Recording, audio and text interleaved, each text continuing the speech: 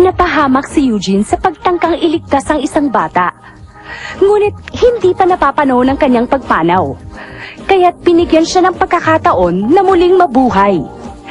Kailangan niyang alagaan ang itlog ng espiritu ng halimaw. Sa pamamagitan nito, muli siyang makakabalik sa kanyang katawan upang makapiling muli ang kanyang mga mahal sa buhay.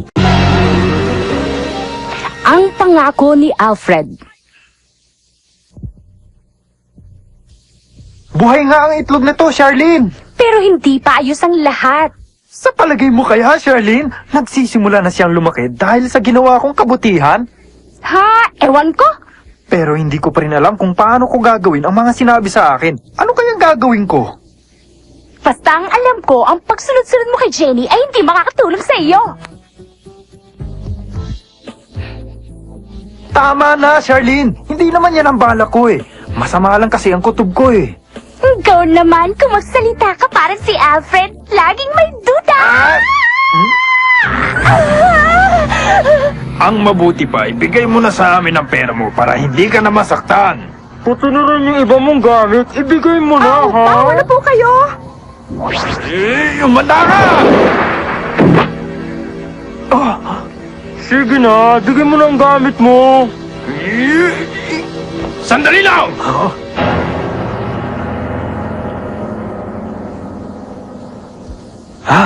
Si Alfred. Mga taga-kabilang eskwelahan kayo, hindi ba? Ano namang klaseng masamang hangin na nagdala sa inyo dito? Jenny, pwede ka nang umuwi. Pero teka, Sige na, at kami na ang bahala dito. maraming salamat sa iyo.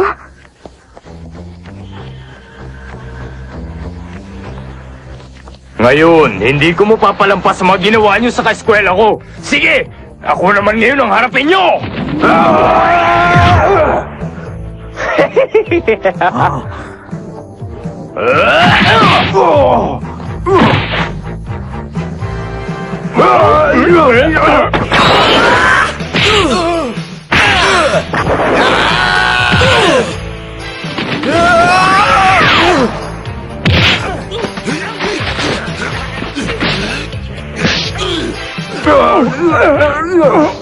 Ayaw mo talaga, ha? Tama na!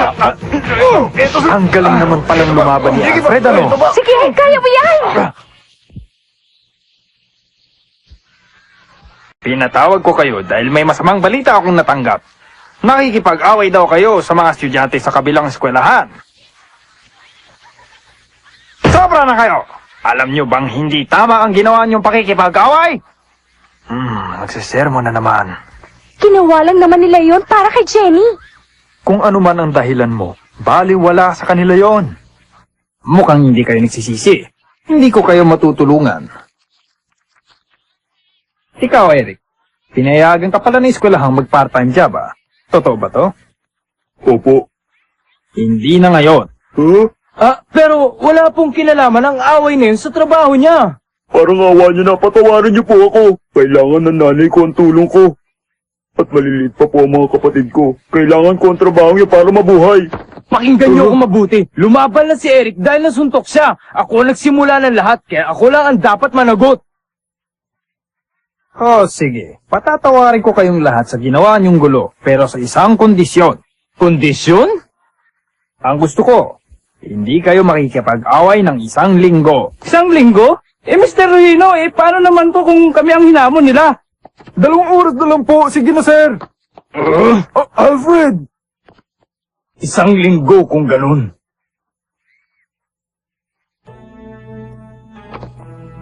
Kaya mo ba yun, Alfred? Para naman sa'yo yan eh. Kung ganon, may usapan na tayo.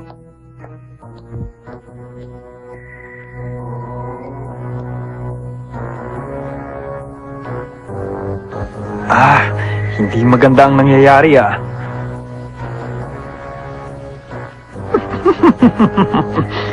Pinahamak ni Alfred ang sarili niya sa isang kasunduang sigurado kung hindi niya kayang tuparin. Katulad rin siya ni Eugene, mahilig makipag-away sa pagkakataong ito. Mapapatalsik na natin siya sa eskwelahang ito. Wala na si Eugene. Mawawala pa si Alfred. Gaganda na uli ang reputasyon ng eskwelahan natin, ano? Ganun pala ang plano nila. Sinasabi na nga masama ang mga balak nila eh. Hindi pala sila mabuting guro.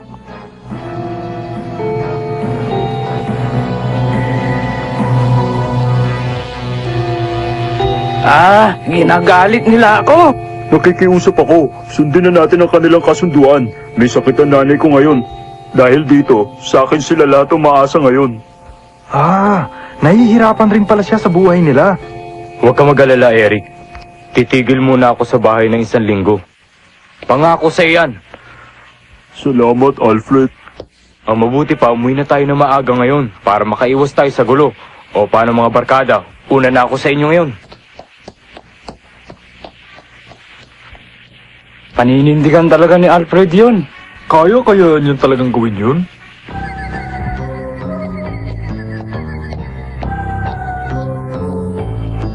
May malasakit pala si Alfred sa mga kaibigan niya. Sinasabi lang niya yun. Maghintay ka. Maya-maya lang siguradong makikipag-away na rin yan. Ha? Huh?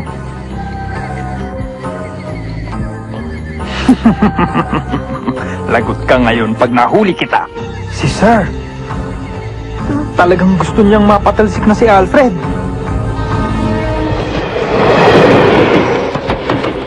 Huh? Alfred, kanina pa kami. Makalis na nga. Si Alfred, tumatakas!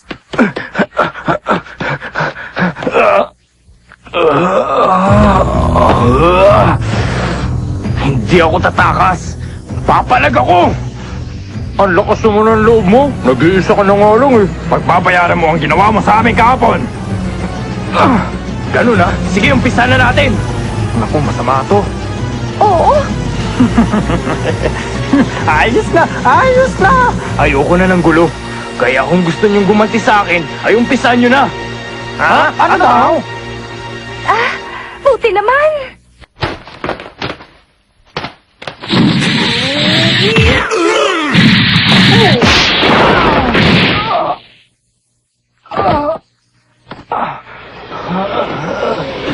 Sige, lumabang ka naman, Alfred, para patas tayo.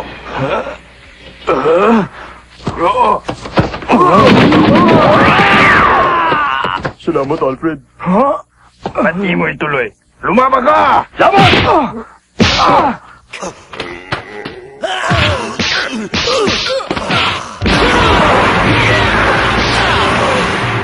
Kawawa naman siya. Oo nga. Si Alfred. Pakiusap, ako na lang ang gantihan niyo. Huwag niyo nang idadamay pa ang mga kasama ko. Tumahimik ka, Alfred. Getting you's more fun anyhow. Kaya ba ko inaasahan to? Kailangan mag-isip ako ng ibang paraan.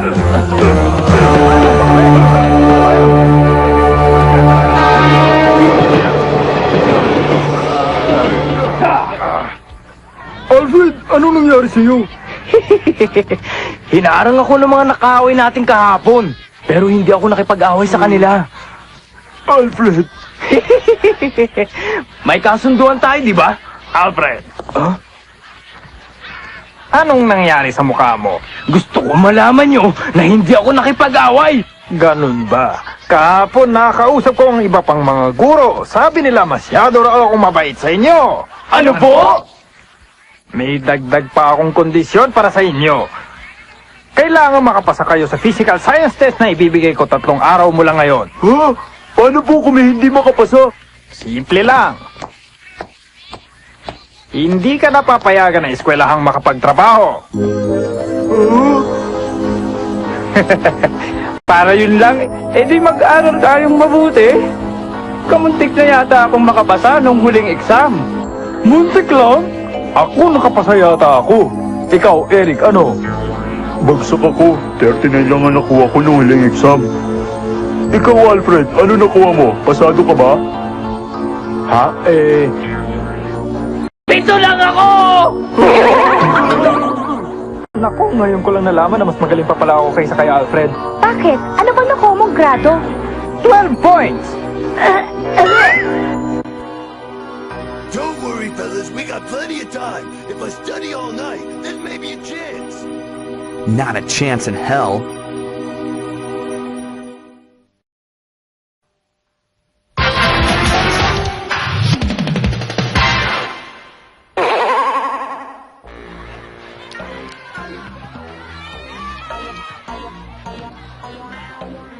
two types of volcanoes. Cone shapes and how do you say that word?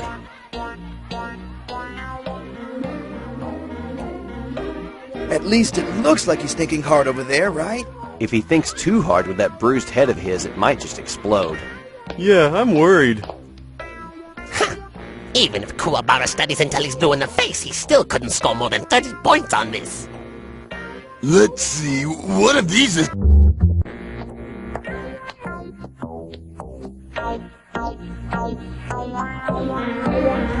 Si Alfred, mahirap paniwala ang nag-aaral na talaga siya. Ha? Mukhang mahirap yung pinag-aaralan mo, Alfred, ah. Mabutit nakita ka namin. Hindi pa namin nakakalimutan ang atraso mo! Sige. Pero hindi na ako makikipaglaban sa inyo. Gumanti na lang kayo hanggat gusto nyo. Mabuti kung ganon. Tayo na! Doon tayo.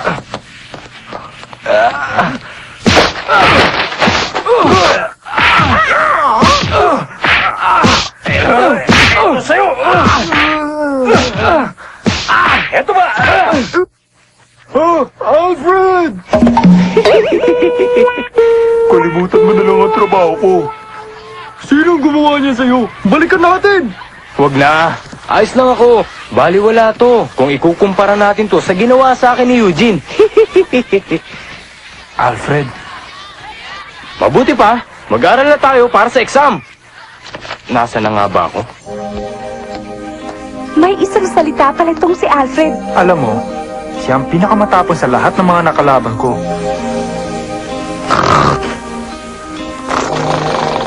Nag-aalala pa naman ako sa kanya. Nandito lang pala siya at natutulog. Alfred! Alfred! Gumising ka! Bukas na ang exam nyo! Tulog na tulog siya. Papasok na lang ako sa panaginip niya.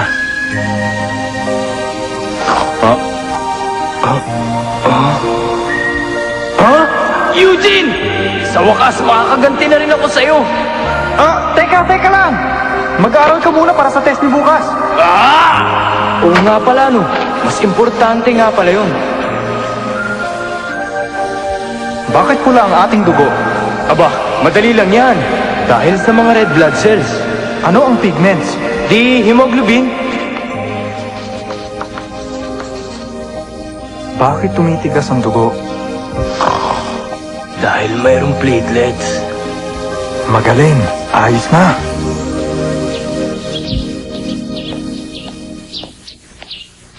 Nagsasamang carbon dioxide at oxygen. Hindi ba si Alfred yun? Balita ko, hindi na lumalaban kahit hamulin mo siya eh. Tara, tignan natin kung totoo nga yan. Alfred! Sandali lang, Alfred! Harapin mo kami ngayon din! Teka, nag-aaral na mabuti yung tao eh. Huwag nyo i-istorbohin yan. Wala namang ginagawa sa inyo yan eh. Hanggang dyan na lang kayo! Bakit natigilan ka? Masama ang kutob ko, Jonathan. Huwag na tayong tumuloy. Ano ba pinagsasabi mo? Tayo na! Ang kulit nyo, ha? I keep forgetting.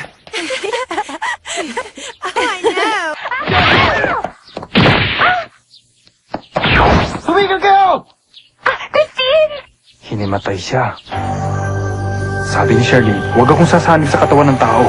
Pero sa pagkakataong ito,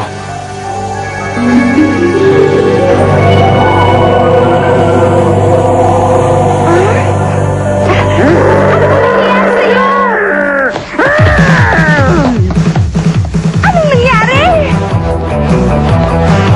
Amulin! Alfred! Sabi na huwag istorbo yung tao eh!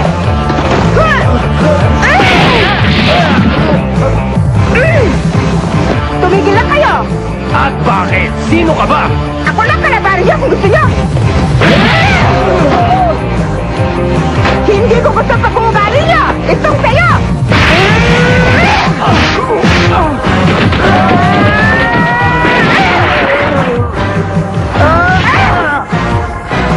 Eto naman ang sayo!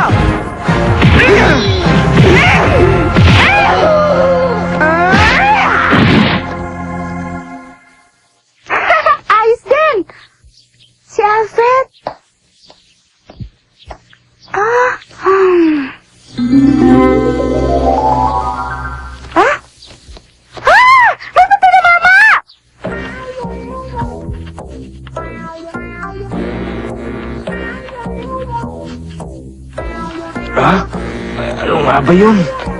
Pinag-aralan ko to kagabi. Ano na nga ba yun? Alfred, tandaan mo ang panaginip mo. Ah, oo nga pala. Eric, siguradong papasa ako sa test natin. Totoo ba yun, Alfred?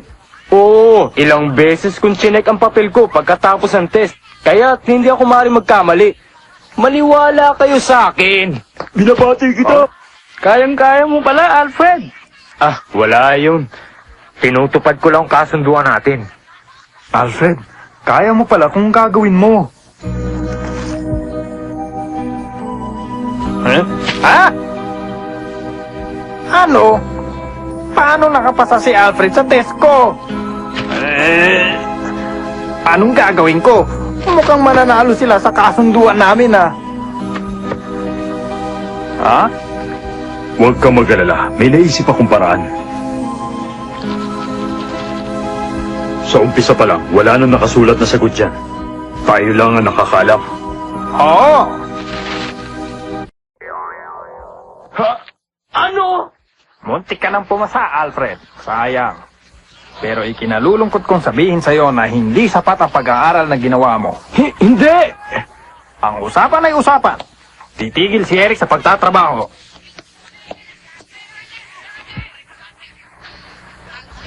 Hindi totoo to. Alam kong pasado ko. Ha? Nakapagtataka. May sagot ako sa huling tanong pero binura niya. Sabi ko na nga ba? Sir, sandali!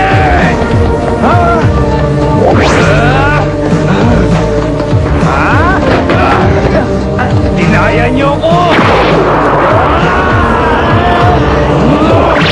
Wag, Alfred! Wag! Alfred, ginawa mo lahat para kay Eric. Isa kang tunay na kaibigan. Huwag mong sayangin ito dahil lang sa kanya. Alfred!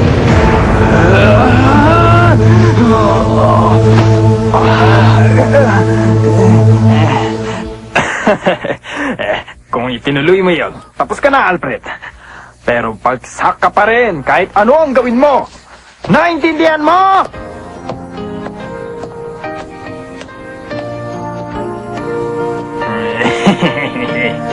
Nasaktan ka ba? Ha? Nakita niyo ba yun, sir? Talagang wala nang galang si Alfred, di ba? Oo.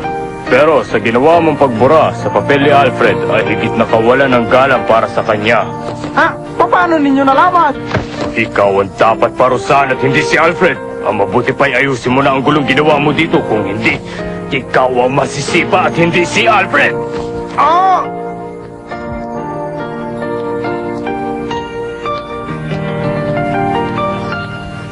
Alfred! Magandang balita. Pinayagan na ako ng eskwelahan na makapagtrabaho muli. Nakapasa tayo lahat, Alfred! Ha? Totoo? Alfred, napakabuti mo. Ginawa mo yun para sa akin. Pinasaya mo ako. Wala yun, Eric. Gumawa ako ng paraan para pigilan siya. Nakakagulat dahil narinig niya ako. Hindi niya narinig ang mga sinabi mo. Ha? Pero... Hindi niya narinig ang boses mo. Pero naramdaman niya ang gusto mong sabihin dahil nagtugma ang inyong nararamdaman at nakarating ito sa kanya.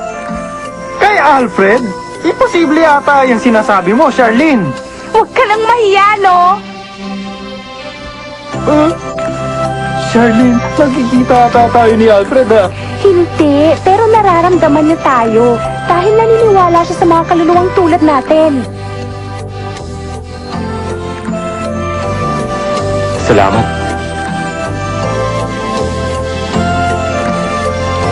Alfred, sino ba ang kinakausap mo doon, ha? Ha? Wala.